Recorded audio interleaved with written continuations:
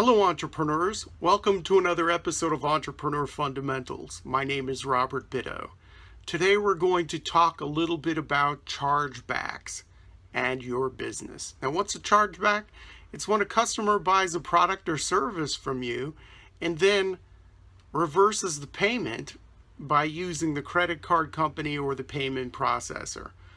So let's say they buy something, they get it shipped to them, they don't like it, they don't want to return it to you. They just call up the credit card and say it's defective, it's a piece of junk, the box got mutilated, whatever, I want a refund. And the credit card, in 95% of the times, the credit card or the payment processor will side with the buyer. Now, you would think that there'd be lots of rampant fraud with a system like this, but it just goes to show you that people generally are honest. People don't suck. There are just a few of them, maybe 1 out of 200. That's my rule from what I've observed by owning my business for 17 years. There'll be some trickster, some shyster who will use the credit card companies or some other outside power to get the one over on you, or however they say that, to basically get money out of you and get a product out of you too. Now, the reason why I'm bringing this up is because the other day I had a $200 chargeback, and that doesn't happen very often to me. And in the summertime, $200 is a pretty decent amount of money. It's my slow time, so every dollar counts, really. So $200 was a big hit to me, and there's nothing you can do. There's no appeal. The credit card company makes a decision, and that's it. Boom, it's done.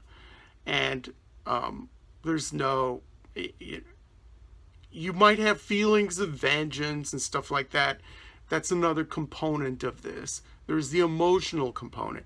You might have feelings of vengeance, but there's nothing you can do about them. It's like being angry at a dead person or something. You can't confront this person who has screwed you over. It's like an anonymous thief taking money out of your wallet.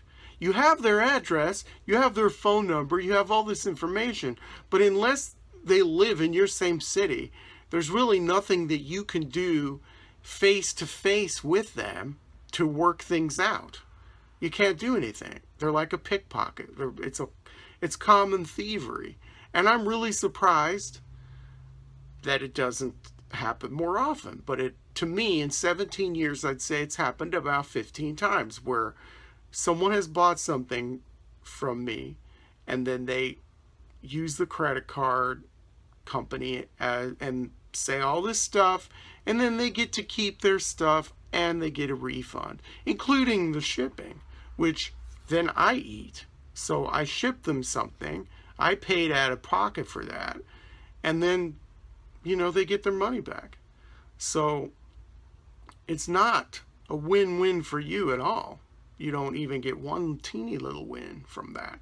It's a win-win for the person, but most people aren't like that. Most people actually do have a conscience. But there's one thing that you can do to make the blow a little bit softer, and that is you can write off that bad debt on your taxes, and I'll show you how. This right here is the Schedule C. As an entrepreneur, as a business owner, you'll be filling this out to attach it to your 1040. Now, this is really simple. I put the red arrow here, and I'm going to put this up to the camera a little bit. Returns and allowances, that's line number 2. So that $200 that was ripped off from me, I'm going to enter that in line number 2, and then it gets deducted from my gross income. That $200, I don't get that back on my taxes.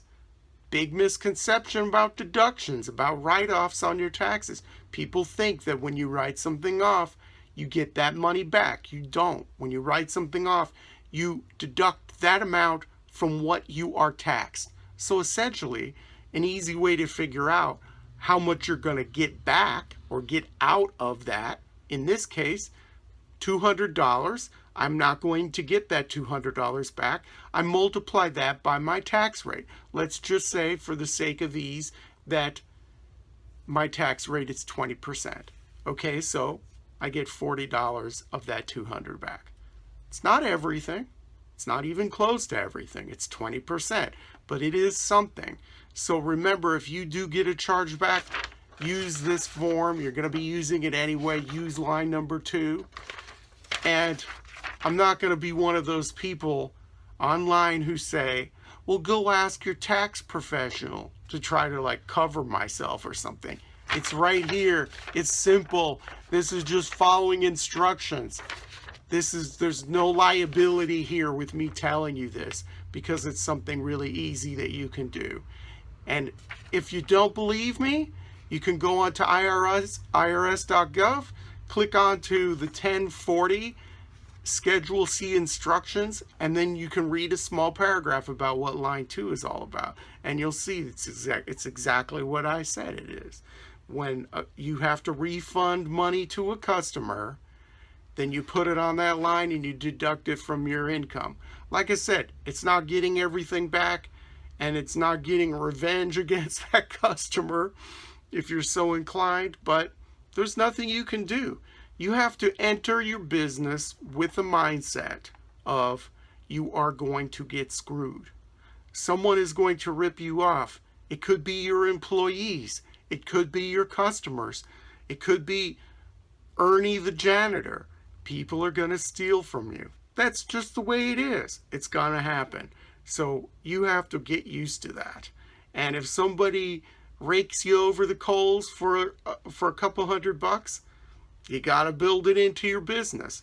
That $200, yeah, okay, it hurt a little bit in the summertime. But in the grand scheme of things, for this year's income, teeny, tiny fraction of my income. And in 17 years, in the millions of dollars that I have made in my business, it's a blip on the radar. So when it happens, it sucks, but you have to move on. And I don't believe in forgiving people like that, because I think forgiveness has to come with an admission that some wrong was done. If the person called me up and said, I have a bad conscience about what I did, will you forgive me? Yeah, then there's forgiveness there, provided they send me a check, a banker's cashier's check for the amount, or cash in the mail, something like that. But these people who say, let it go, oh, it's not easy. But what you have to do is realize that this is going to be part of your business, and that's it. It's not going to happen often. Like I said, 1 out of 200 people will try to pull something like this on you.